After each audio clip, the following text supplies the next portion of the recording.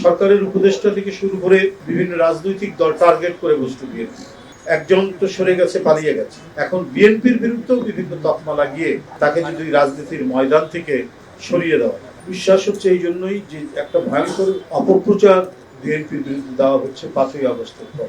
আমরা যে সময় একটু স্বস্তির নিঃশ্বাস ফেলবো, যে সময়ে আমরা একটু শান্তিপূর্ণভাবে সাংগঠনিক তৎপরতা চালাবো, ঠিক সেই মুহূর্তে বিভিন্ন দিক থেকে সরকারের উপদেষ্টা থেকে শুরু করে বিভিন্ন রাজনৈতিক দল টার্গেট করে বসছে বিএনপি। এবং এটাকে আমরা ব্যাখ্যা দিয়েছি যে 111-এর -2 যে তত্ত্ব দেওয়া হয়েছিল সেই তত্ত্বের সাথে এটা মিলে যায় এইভাবেই।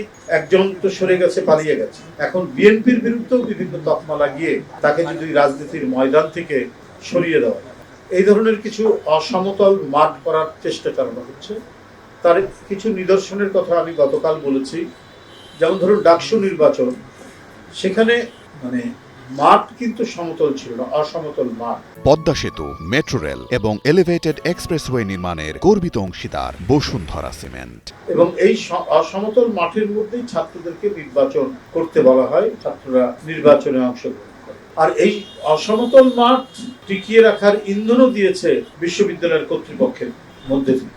এবং এই অসমতল মাঠেই নির্বাচন হয়েছে এবং তাতে সাধারণ ছাত্ররা প্রতারিত হয়েছে, তার নিদর্শন আমরা দেখছি না।